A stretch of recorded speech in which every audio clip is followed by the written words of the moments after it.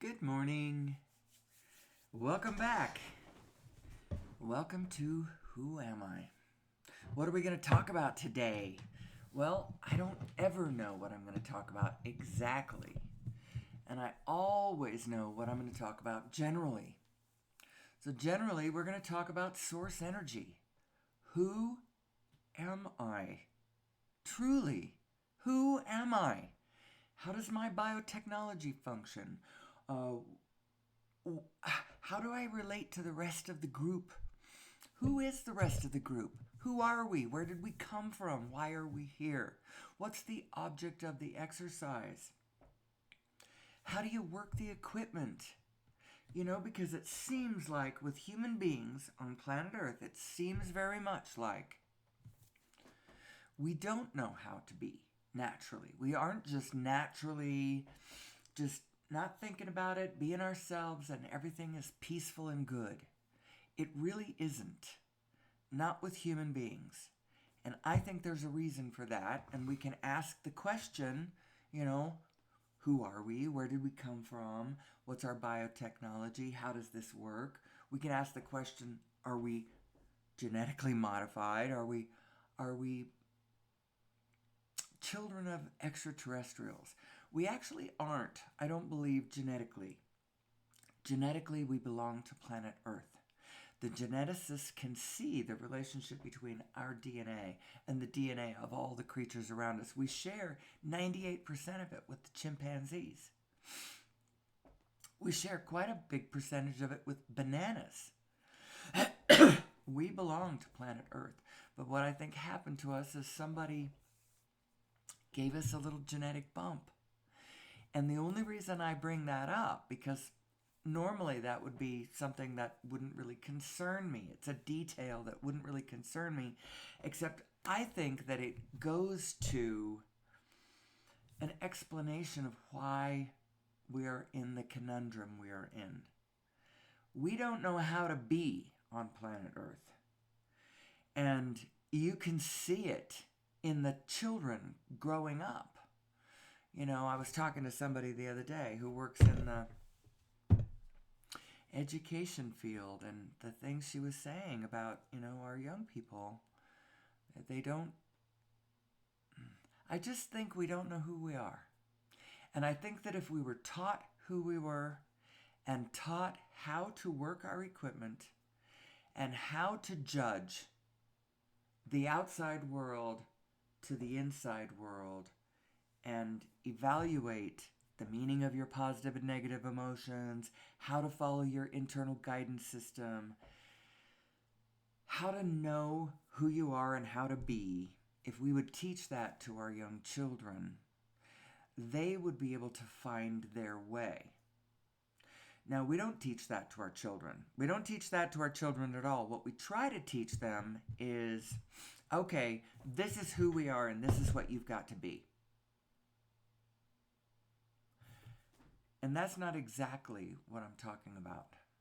You got to teach them how to run the equipment, how to work it, how to figure it out for themselves, as opposed to how to follow a rule book that we've got in place already. They're not going to follow that rule book, but they're also probably not being taught very well exactly who they are. Most of us are not. We are all handed a different I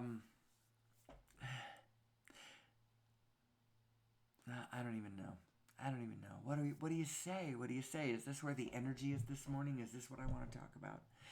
No, I can tell that I'm not inspired to talk about the young folk of today and how they're going awry.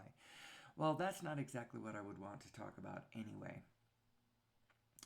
Instead of being taught what is truth and facts to remember, we need to be taught what our equipment is and how to work it. What kind of a vehicle are you driving? This meat vehicle that you're driving. What kind of biotechnology is it?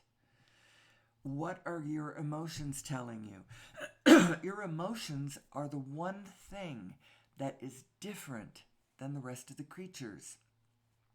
It's not different in the sense that, the other creatures have flashes of the emotions that we feel. There is a relationship to, it's sort of like the difference between a natural stick with a kind of hole in it that the wind can catch and make a sound, and a flute played at the Boston Philharmonic Orchestra. There's a relationship between the two, but they're way different. They are different. The human emotion is a really special creature. And we're not taught what those emotions mean. We're not taught who we are. Everybody goes to a different church and they're taught a different set of cosmology / superstitious nonsense / something that your parents cobbled together from what they barely understood from what their grandparents taught them. And then we're all almost sworn to secrecy. Nobody can talk about this stuff to each other because it's all so very, very personal. And of course it would be personal because this talking about how the workings of your inner self function is personal. And so you can't just go blah, blah, blah out in the world and start, talking to people about their religion, what their beliefs are about the Almighty, about the allness that they are in. I just use those words to describe whatever you call that great Almighty that is other than yourself. So you've got your physical body and then everything that is not your physical body, or everything that is other than you. And then you've got you, and how those two things relate, and what those two things are, and how you work the equipment. That we are not actually taught. We're not taught in a matter-of-fact way. We're not taught in a standardized way. It's up to everybody. And that's okay. That's okay. That might even be better. Because, no, it isn't better. We should be taught who we are. Maybe not in a standardized way. I don't know. I come up against this all the time. I have these great ideas, and then it comes up different than what we're doing. And then I'm like, yeah, well, but things are always working out for us. There's a reason why we do what we do. There's a reason why we are in a particular position that we're in. There's a reason why everything that is present on the board right now is present on the board right now.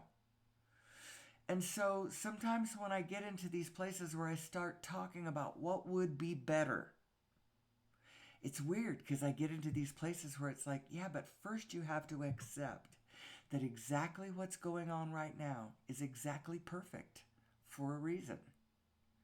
And then from that point, now you can jump off of and do something from there. But you have to admit first that all is perfect. Even as your house is burning down, even as you are drowning in quicksand, everything is perfect, and you just accept this is the way it is. And it's all this way for a reason. And then from that, anyway, so have I said anything today that has helped anybody or done anything except for just ramble? I don't think so. And I see I'm 9 minutes in, so I better get going. What's the bigger picture that I want to be talking about here? I claim in the description of my video that this is law of attraction meets unified physics. Now, both of these topics are big, and the direction I'm going to come at them both from is going to be kind of both from this new agey kind of way. The unified physics, the new agey part of that is the unified physics of Nassim Haramein, who has done the math and unified the scale structure from the proton to the universe, and actually down, not from the proton to the universe, from the Planck to the universe, and actually all the way out to the multiverse. Because once you understand from the Planck to the universe and the black hole structure and Hawking radiation throwing Plancks out to other spaces, then you get the Big Bang too, the foaming Big Bangs, the Big Bang back to a Big Bang before that and Big Bang before that. And, you know, you see the structure of the universe, the scaling structure of the universe as it passes its information across the scales. That's what the energy of the universe is. It's all of the different scales passing up and down all of their data, all the information, going from the small to the large, and then from the large to the small. Every Planck instant, this Planck field is exchanging all of its information amongst itself. All of the whole of the information is being downloaded to every individual part. And the information of every individual part is being uploaded back up to the whole. So the whole has all the parts, and the parts have all the whole. Every Planck instant, this is what's happening, and that is the energy of the universe. As this Planck field reverberates, passes through an interference pattern, passes all of its information holographically up and down the scales. That's what's happening. That's what 0 point energy is. And that's what you are. You are a field. You are not just yourself. You are a field that you can't subtract yourself from. You know, it's like being a pixel in a... Where am I going to put this pixel? I was going to put it in a painting. I could put it in a TV show. You're a pixel, or a little patch of pixels in a TV show, dreaming that you're all alone. And you aren't. You're part of a bigger thing going on around you. And this thing is not just, it's exchanging all of its information with you. So you've got the whole thing. It's not like you're a toenail and you have to stay with the whole group in order to be anything other than a toenail. You may be part of the toenail of God. But while you're doing that, you also have all the information of the eye and the brain and the hair and the nose and the mouth and the ears and everything else of God too. Even if you're just over there situated in the toenail, you holographically have all the information of all things. There is nothing left out of this. And the reason I come in and talk about this every single day, it seems, doesn't it? Give it a rest, why don't you? Is because I think that this is really important. And I think that in our culture, we don't talk about what's important about this enough. We certainly are not allowed to talk about it in a matter-of-fact way to our children. We can't talk about it in school. Who am I? Who am I? Who am I as a biotechnology? Who am I as part of the great all that surrounds me? How do the energies flow? How do the spirits work? How do I understand it in terms of energy, frequency, vibration? And I'm going to add one more, which is spin. Energy, frequency, vibration, and spin. That's who you are. And so how does it work? How does it work? Well, there's a lot of things I could tell you that I do know. And then other things that open up and I can speculate. And then other things that are a mystery to me. And we're going to talk about all of it. We're talking about who am I in reference to source energy. And then the two things about source energy are, One, when you understand yourself as a biological being, to think about source energy can help you understand your own psychology, the meaning of your positive and negative emotions, and how you are actually functionally designed, and what that means about how to operate your equipment. What are the steps of creation? What are they? And you know what? I don't talk about this enough, but I should more, because it really changed my faith about this, about what's really happening.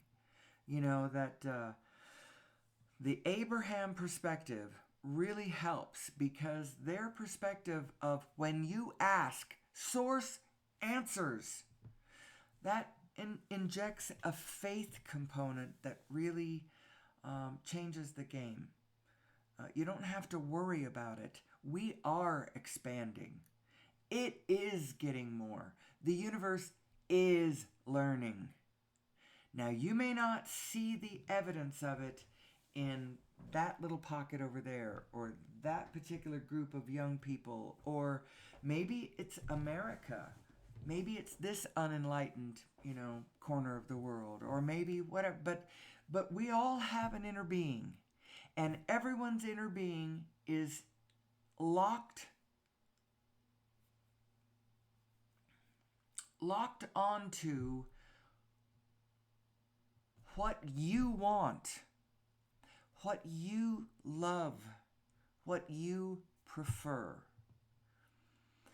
whether you are or not. Now, you, because we have free agency, you are capable of looking 360 degrees in any direction. In meaningless stuff, you are allowed to turn the direction of your gaze right directly at things that do not serve you, right directly in the direction of things that don't matter. You're allowed to do that. But your inner being doesn't do that. Your inner being only looks at what you want. That's what she's doing. This is an Abraham perspective. Abraham tells us that the universe is vibrational. And every time you ask for an improvement, your inner being takes note of what that improvement would be.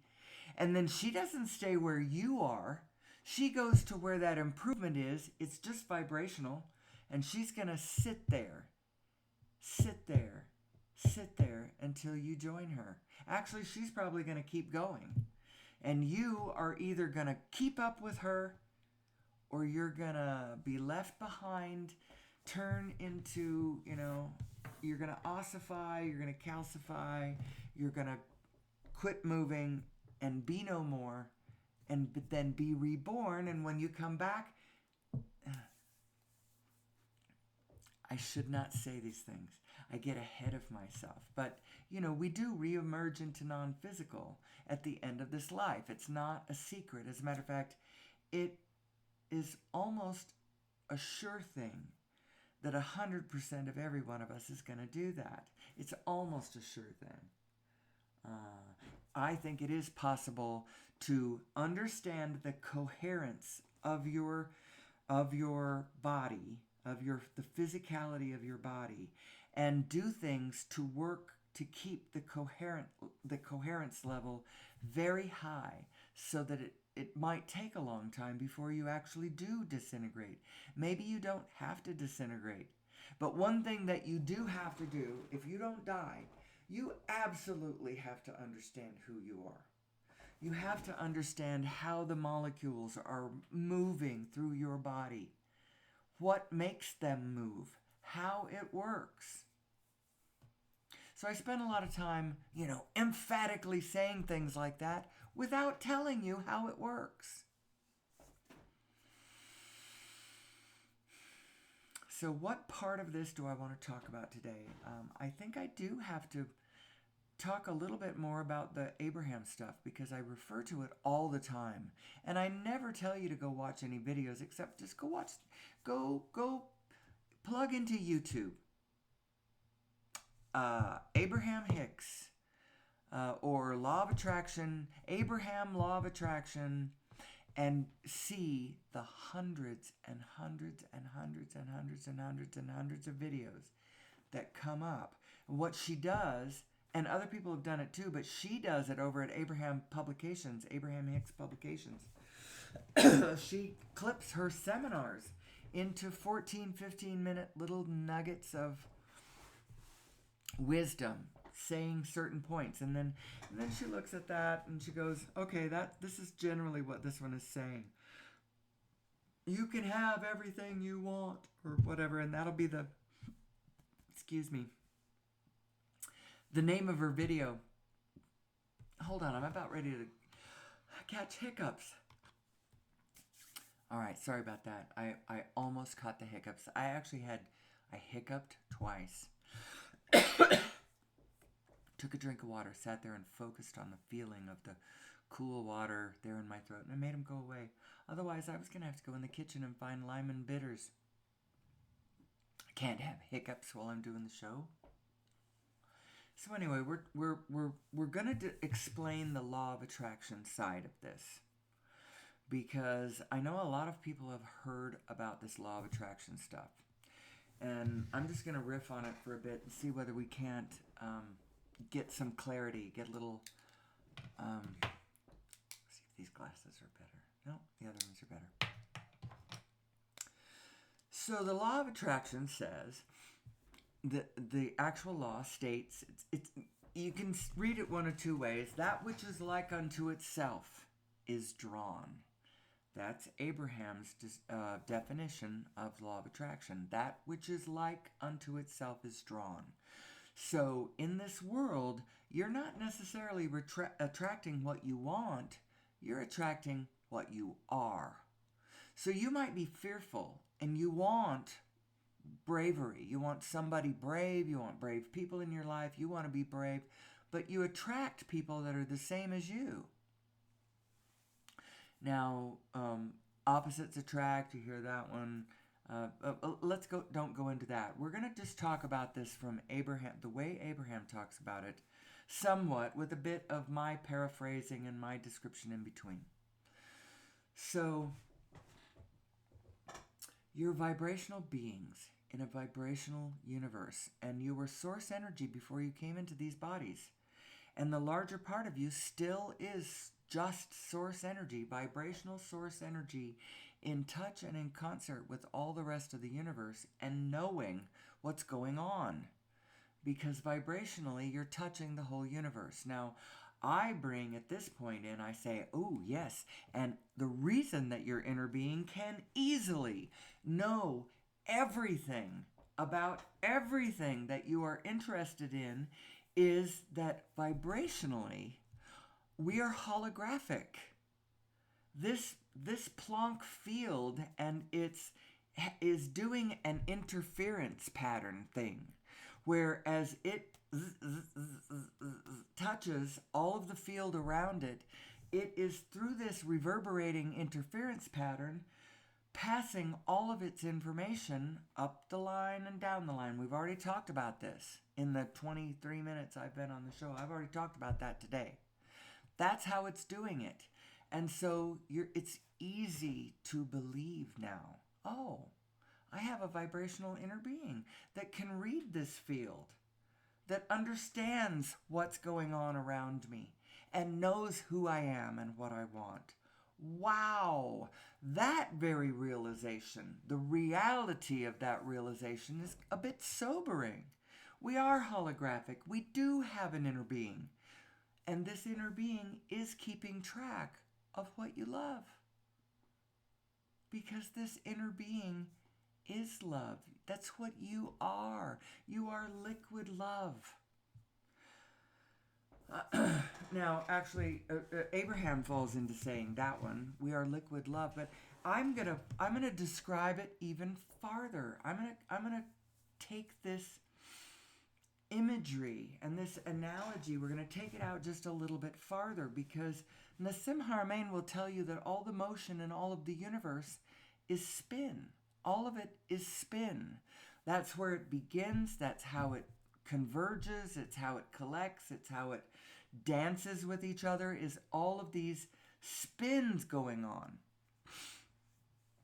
And all these centers of different spins. And I have a belief, and I don't know whether I've ever heard him exactly say it this way, but in some mysterious way, all of these spins come forth from an original spin. Not original sin, people. It's not original sin, it's original spin. And there is a spin, there is a pull of a shared point. The shared point that all of the information of all of us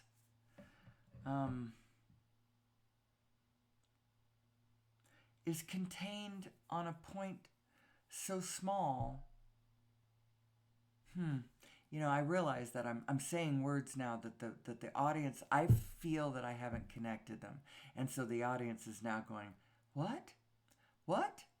Okay. I wanted to do the Abraham thing, and now I feel like I have to do the Planck field thing and describe that so that you can see how the two of them intersect, how the two of these ideas support one another. The idea of law of attraction, the other way to say the law of attraction is you get what you put out is what you get back. And it has to do with the fact that you are a transmitter. You are a transmitter unto the universe, and you are a receiver of the vibrational pulse of the universe. You are a transmitter and a receiver. And what's happening with your transmission and your receiving, what you put out is what you get back. The frequency that you are broadcasting on is the frequency that you're going to be able to pick up as it comes back to you, because it's the one you're tuned to. If you want to tune to something different in this universe, you got to tune yourself. You are the one who's got to change. And then you tune into different aspects that are already going on in the universe. The universe is already blessed and miraculous and glorious and fabulous. You just may or may not be tuned into it. And whatever you're putting out, that's what you're getting back. And so you actually have the power. You have all the power that you need. You do not need the power to change the conditions around you. You don't need that power. You don't have that power either. You don't have the power to change the conditions directly. You have the power to influence them. You do not have the power to change them. You influence, and from the influence position, they will change to an influence of whatever, but you can't do it directly. Everyone has their own connection to source, and that's where we are all connected.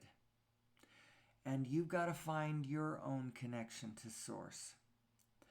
And through that connection to source, you start understanding the workings of your own equipment and what you actually have the power to do and what you don't have the power to do.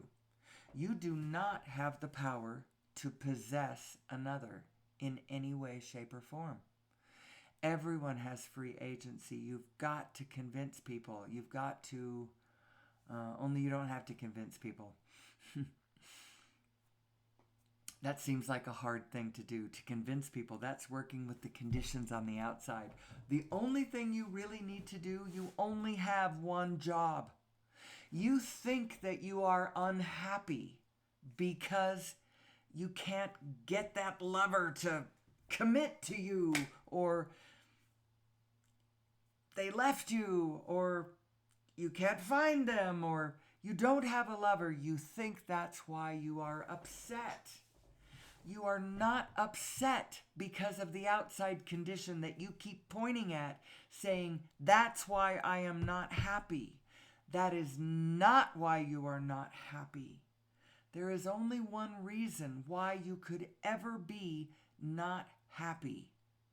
And I'm going to flash to a slide really quick, and then I'm going to come back to, where am I on? Forest Waterfall. That's the one. It's right after Mountain Reflection. forest, waterfall. I think it's my first one. It doesn't even matter. I got lots of waterfalls. I could go to a different waterfall. But I'm going to go to another slide for just a second because I want to illustrate to you your two selves. You have two selves. And you may have been acting your whole life as though you were one person. But you are not one person. You are two. And how those two are blending is the only reason why you are happy or not happy. If you are blending well with your invisible vibrational self, then you're happy. And if you are not blending well with it, then you are not happy.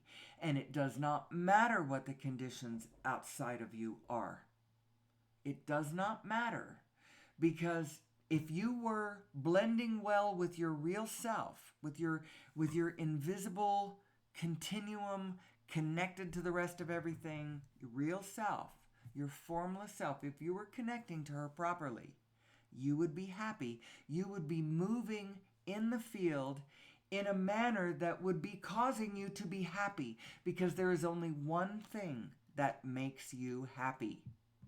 There is only one thing, and that is identifying what would be better, what would be more, what would be desired, desirable, fun, better, what I want, desiring something in the field that you want to move towards, and then moving towards it. That is the source of happiness, according to Abraham. And on this one, I'm going to believe her. I'm going to believe her. It is true. You don't have to get all the way to where you want to go. I'm air quoting where you want to go. You don't have to get all the way. You just have to be moving in the direction. So this is my little slide that inadequately shows these are your two selves. One, the source self on the left, the bigger one, the bigger aperture that's viewing more things, that is looking at what you care about. All the things you love and care about. Freedom, beauty, joy, fun, playful. It's spirits. This is your spirit self. This is the one that tells you which spirits you like the feeling of. And how all of that is connected to all of the matter. That's your source side. And then your other side, the little one over there on the right, that is your physical self, who is, that's you. That's your conventional self, your physical brain, your physical mind, your physical body, your physical you, your conventional self. That is that little one. That's the one that has to be specific. That's why it's so much smaller, because it is meant to you're like a microscope dialing in to the field around you, a specialist of the highest order. And then look at what we do. We specialize. Ooh, I'm going to go be a cook. I don't like cooking. I want to go work on mechanics. I don't like mechanics. I want to be a teacher. I don't like teaching. I want to be an astronomer, and all I want to do is look at the stars and think about the cosmos, or whatever. We all go specialize. We're designed to do that, and we're not designed to do it from some sort of outside order that is, I got a list here. Christine, over there, you're assigned to zoology this life. It's not like that. We get to pick it ourselves. And what are we drawing on when we pick our feelings, our desires? Our desires are sacred. They are sacred. They are the flame of what draws us to whatever we are drawn to. So they're not wicked. They're not evil. A lot of religions will tell you that, because it is true that when that same flame, that same wick of your desire gets turned backwards to your equipment, and you are now in a negative state, and then acting on that negative state, pointing out in the outside of you that's the reason, that becomes wickedness. It actually becomes wickedness. When you get yourself turned backwards and then you try to act from that position, it creates a wickedness. I don't know how to describe it better than that. And I like to describe it this way because when you describe it impersonally, you quit taking it so personally. Don't take the wickedness personally, not in others or yourself. Understand the energies, and let's eradicate wickedness at the source. At the source of wickedness, which doesn't have anything to do with anybody personally, other than ignorance and us not understanding how we work. If you don't understand your negative self, and then you come into a state of negative emotion, and then act from that position, from your negative self, you're creating a kind of a negative wave in the field that is the source of wickedness. It is. It really is. This is kind of an idea of my own. So if you've never heard it before, put this way, give it a chance. Think about what I'm saying. Because I see this pattern, and I'm not going to argue with any. It's not the kind of thing I would ever debate anybody about. Because you have to get still, and then this pattern comes into view. And as soon as anybody starts arguing or you get this debate, that's a different thing. The water goes choppy again, and then that stillness, that pattern, you can't see it anymore. And so I wouldn't debate this with anybody. If you can't see it, fine, go do whatever you want to do. But it's a pattern I can see. This Loki energy, this demonic energy, this Shiva energy that we produce when we act on our negative self. It creates a shadow. And people have heard of that. People know what I'm talking about, but maybe I'm just saying it different than anybody has ever said it before. And I wouldn't focus there anyway, because the whole thing has to do with where and how you are focusing. Focus and attention is the currency of the universe. It is. It's the currency of all of life. What life is looking at, what it's paying attention to, what it's interested in, what it's relating to, all of that is the very lifeblood juice.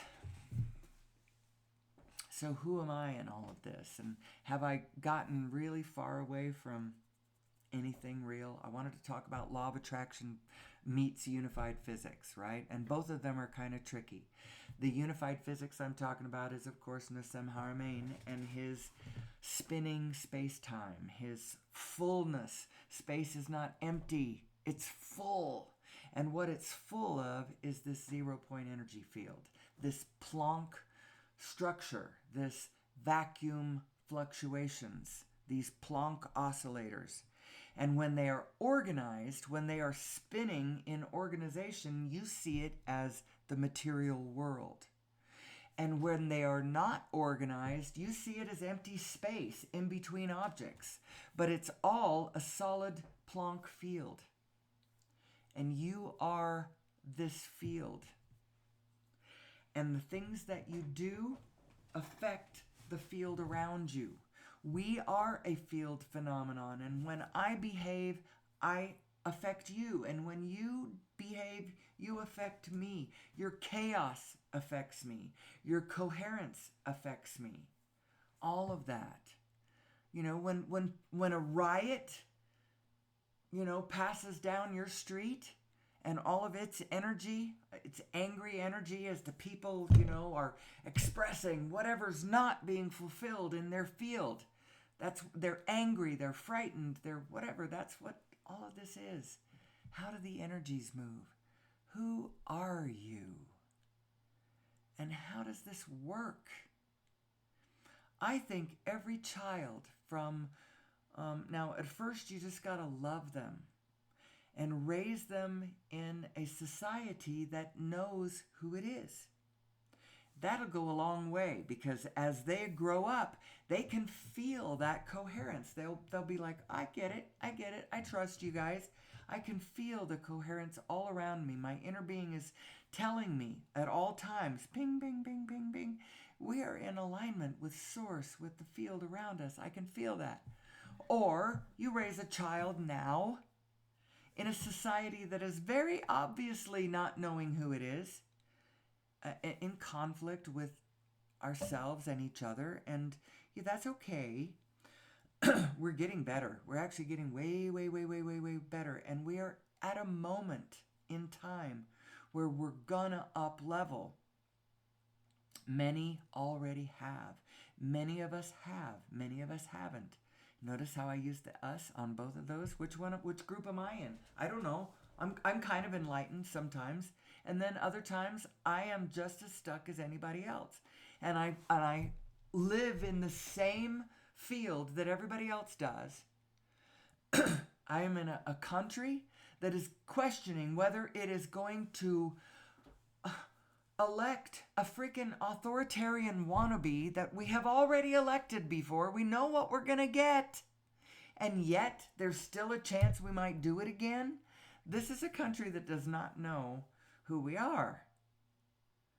And you raise a child right now and try to tell them, you mind your elders. And the child is thinking, everything is screaming to my total being that you do not know what you're talking about. Why should I completely and utterly trust and follow what you're saying? I'm not going to do it.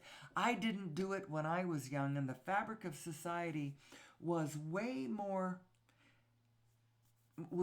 less ripped back in the 60s, for instance. We were more coherent in a way.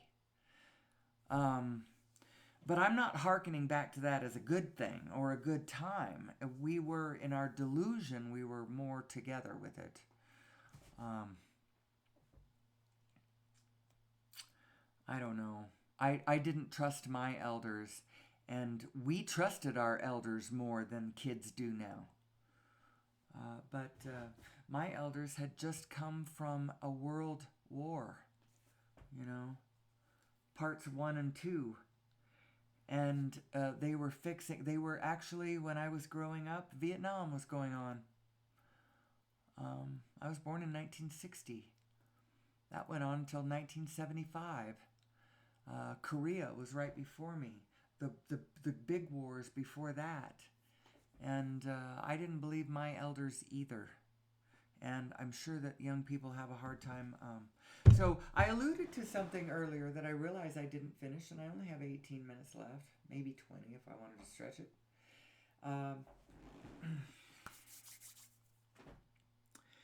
It was how you get what you want. So I flashed that slide of the 2 apertures. You do not have to. It may turn out. Actually, you're going to end up getting everything physically that you want if you would do the one thing first that you need to do, which is get into alignment between you and truly understand that there is no more important relationship for you, for your physical success, than to get a good relationship between the 2 yous that you are. Your physical conventional you and your vibrational source aspect you. Those 2 yous need to be in alignment. It means that all of the choices that you make in your conventional life need to not be in conflict with what the Greater Fields Project is. What is the Greater Fields Project? Sustainability, people. Life wants to keep living. Life wants to maintain. Life wants to keep coming into form and becoming more and more and more. That's what it wants to do. And if you are doing things that are not in alignment with that, then your desires are clashing with the field around you, and you're having a rough ride. And you're having a hard time. You just need to get in concert with your own inner being and all the rest will be taken care of. Now, I talk about this every day. I don't always talk about it in such a pointedly Abraham kind of way. Step 1, step 2, step 3. Step 1, the contrast of life existence causes me to identify my preferences. That's step 1. Step 2 is not your job, because step 2 is what Source is doing. As you identify your preferences, Source is going right to where your preferences are vibrationally and holding that vibration. It's just a vibration. You declare you want that, Source goes to the vibration and holds it. You consciously don't have to have done it. It's just your pain causes the implicate positive opposite to be launched, because your inner being can't be negative. Your inner being doesn't register pain. Your inner being can only register light. There's nothing that sticks there. There's nothing painful on your Source side. It can only register what you want. Can't register what you didn't like. Because it's purely positive. It's in the is with a capital I place that there is no negative. So when you feel the negative, your inner being goes and marks the positive, the implicate positive of that negative that you just expressed. They are rockets of desire, is how Abraham puts it, that your soul emanates and becomes. So step 2, Source answers. Ask and it is given. Ask and it is given, but it's given vibrationally. So now you have got to go find the vibration of what you actually asked for. You may have been in the midst of war and you're asking for peace, peace, peace, but you are a being of war. If you were granted peace in the very next instant, would you even know how to plug into that frequency? You know, in the middle of your asking for peace, would you even know what peace was? You have to tune into the frequency of what you want. So you got to get off the war and you got to get onto the peace, and that's an internal job. That's you with your internal alignment. It's happening right around your solar plexus, is where you can feel whether you are in alignment or not. So how do you do this? How do you commit to being in alignment with your inner being? Well, there is one major thing. You've got to care how you feel before, a priori to you caring about the physical shape and form of the world around you. You have got to care about the feeling more than you care about the material stuff. And the reason is because only if you care about the feeling first will the form be able to organize correctly so that it conforms to that great feeling that you've got. If you're locked onto the condition first, feelings be damned, then it turns out in whatever form, the forms are all right, but the feeling's all wrong. That's what Milton Mayer figured out. They had their eyes on the forms. They were locked onto the forms and they lost the spirit. And then he looks around and he goes, the spirit's all changed. All the forms are still there, all comforting. The concerts, the houses, the shops. But the spirit has changed right underneath your feet, and nobody noticed because they were paying more attention to the form than they were to the spirit. And that's what I'm telling you. We've got to pay more attention to the spirit than we do to the form. You lock your attention right there onto the form. And when it feels right to look at materiality, then do it. But when I was getting ready to launch into a set of words that I'd never used to describe this before, so I kind of got to be careful. I could get lost in the woods. How do you care, first and foremost, about how you feel? Well, if somebody gives you a piece of bad news, say you're feeling great. I feel great. And somebody tells you something. Now you have a choice. Do I let go of my good feeling here and just don't be so quick. Don't be so quick to give up your good feeling because of a thought that somebody hands to you or that you pick up somewhere. That thought, when you pick it up and it takes your feeling down, maybe somebody just died, maybe it seems justified.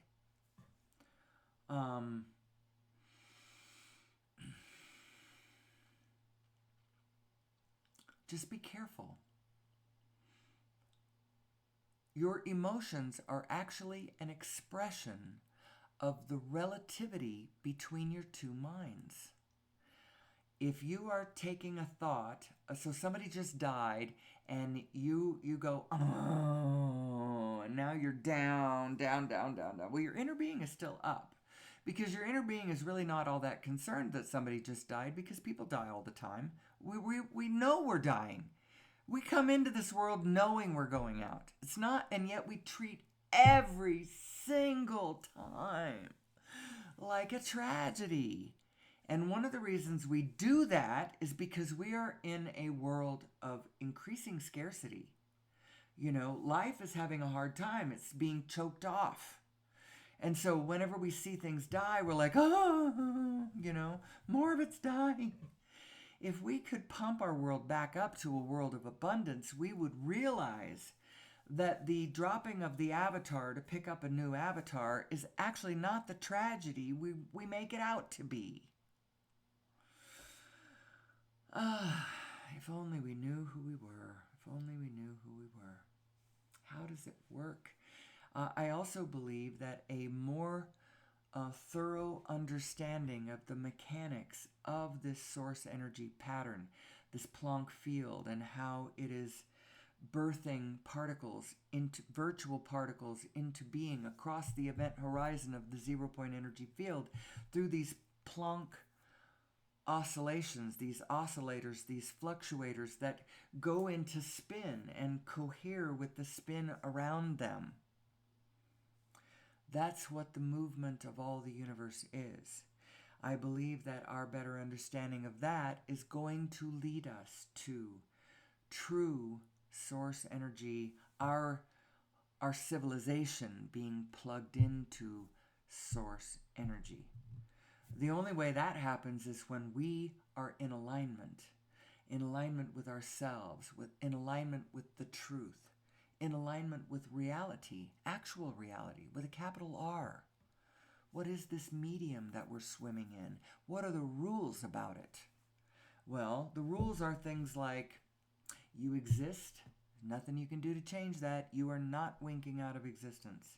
You exist. And from your position, non-existence does not exist. You exist. Nothing you can do to change that. Everything is here and now. Nothing you can do to change that. The one is all, and the all are one. There is nothing you can do to change that. Fourth one, what you put out is what you get back. Nothing you can do to change that. And the fifth one, everything changes in the world of form. Everything changes except for the laws. But the form, this rolling manifestation, it will roll, it will change. And one of the reasons it changes is because it winks all the way out and all the way back in every Planck instant. And what makes it hold to one thing and not just fly apart? What brings the coherence, the cohesion, the continuum from one moment to the next? What brings that is focus and attention. And what you are focusing on and what you are putting your attention on. And it's imperfect. So as you hold to what you're focusing, the center stays. winks back in pretty much the same, but the edges sort of shift a little. And over time, this winking in and out, in and out, in and out, it sort of gently changes over time. But the truth is that every Planck instant, it utterly changes. It just changes back to largely what it just was because of the way the attention is. It's just really interesting. We live in a really, really interesting world. Our prayers are answered all the time, but they are answered vibrationally with things like great ideas about what to do about things. But you have to be in the vibrational frequency to allow an answer to be given to you, to allow an idea to pop into your head that says, ooh, this would fix that. Oh my gosh. But if you can't get off of that place where you're all balled up in the negative about the sixth mass extinction or the crap that's going on the planet, there is plenty of crap. Now, I don't spend much of my time focusing on that crap, but I still notice that it's still there. I see it in my peripheral vision. The center of my focus, I still put it on, focusing in front of me. What do I want? What do I want? What do I want? Well, I want our business to succeed. I want our family to love each other. I would like to pass on some of this vibrational information, some of this vibrational lore to my 2 daughters. I have a 3rd daughter, but I'm not close enough to her, either spiritually or physically, to have I have no influence on her. We don't share a lot of things in common. They're avid hunters and they're, big Republicans. And I bet they're voting for the autocrat, because they don't want the Weimar Republic to come back. They need somebody who's going to organize this thing, who's going to say, we're going to do it this way. There is an organizing, a great organizing force that happens when you go under the autocrat, because now the autocrat is the only one. He says, where everything goes. And in a way, it almost works better for a minute, but then it doesn't. It has to be everybody calling the shots. Everyone has to call their own way. They can't take orders from somebody else because only you are standing in your position on the grid. And only you can hear that ping from source from your position, for your position, from your position. So if you're standing on your position on the grid calling to somebody else saying, hey, would you tell me what to do from over here? They can't, because they can't hear that ping of source coming from your location on the grid. That is the secret of what all of the rest of life is doing. It's not like they have a program, that says, this is what I have to do. This is how I raise my children. It's like there's a morphogenetic field around them that is holding their form. And then from their position within the form, they're taking their cue from source. Source says, move this way, move that way. It's an impulse, and you just do it. You just go out there and you're just moving. I move. Source is impulsing me to move. I practice this impulsing from source move. I have an acre and a quarter. The house is probably sitting on at least a quarter of that, and driveways and stuff. I have maybe 2/3 of an acre of land out there that's land and trees and grass and garden and stuff like that, and things that need to be tended. And it's an interesting exercise to get into a good mood and then step outside, or you don't even have to be, you can just be in a blank mood and step outside and start impulsing off of the situation. Just feel the organization calling you, the things around you. Water me over here and trim this and, dig up this and there's a bug and, all of the things that you do. Clear away this debris and, got to pick these tomatoes and looks dry and, this broken branch needs to be trimmed away. And you can spend the whole day and all these ideas start springing into your mind. All these ideas about what you could do with the space, what you could build, how you could improve it. This is a really good example of the general thing that Source is doing for us all the time. It's an organizational force, pulling us together into coherent organization. And there are two sides to this organizational coin, and one is coherence and the other one is chaos. And they're both organized. A hurricane is organized, and yet its organizational force is spewing out chaos. And it creates chaos, but it's organized at the center of the eye of the hurricane. It's organized spin. There is another kind of organization, and it's completely internal. You can feel its pull from within you. It's love is what it is. It's the pull of that shared point that we all come out of, that original spin. That is what it is. And when you follow its loving guidance, its call to impulse, its loving, gentle call to impulse, what you can feel it doing is it's organizing. You can feel it. So say maybe you aren't a gardener. Go into the garage that needs cleaning. If you could get your mind blank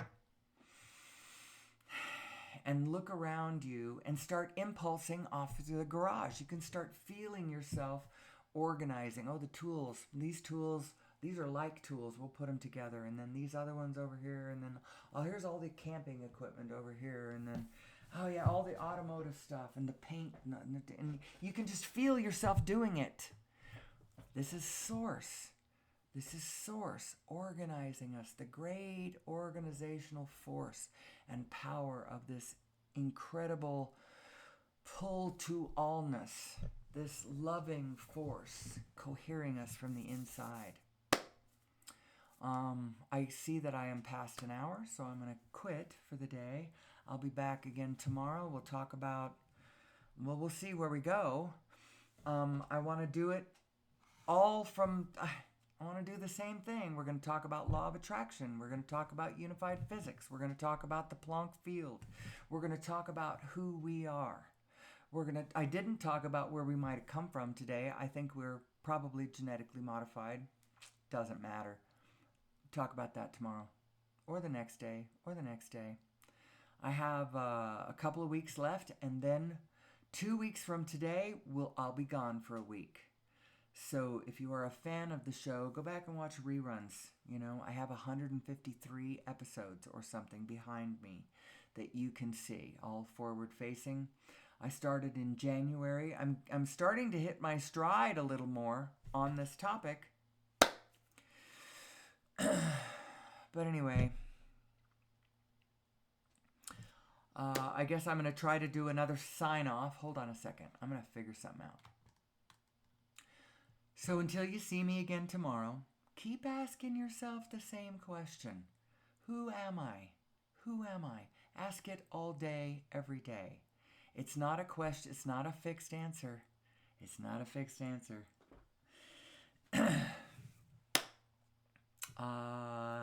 Let's see. What are the kinds of things I say as we sign off? Do your best. I love you. I appreciate you. All of those kinds of things. Whatever I've ever said. In spades. Times 10.